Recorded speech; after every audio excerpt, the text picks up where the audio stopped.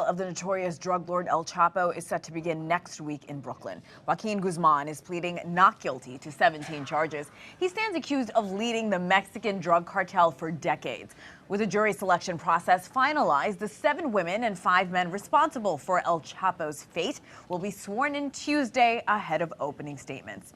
Molly Crane-Newman is staff reporter with the New York Daily News and has been watching this case very closely. She joins us now. Molly, thanks so much for being here. Thanks for having me on, Hannah.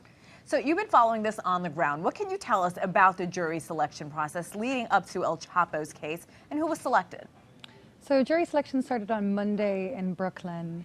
It was a little different to how federal juries are normally selected. The proceedings were closed to the public as a security measure, but myself and 4 other pool reporters were permitted access. So we saw 74 people over the course of 2 days were interviewed. Judge Brian Cogan initially addressed them as a group, and then he met with them one-on-one and asked them about certain questions they had filled out on questionnaires sent out by the 2 parties a couple months ago.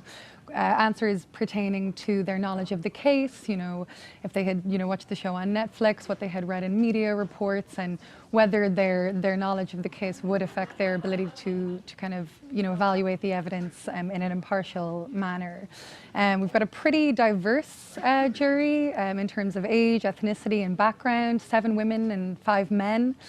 A couple jurors have backgrounds in law enforcement, and we've got one gentleman, his son is in the NYPD, a former correction officer is on the jury, and of course they were asked also whether their connections to law enforcement would affect their ability to evaluate the testimony of the multitude of law enforcement sources who are set to testify. So it should be pretty interesting, a multitude of different people.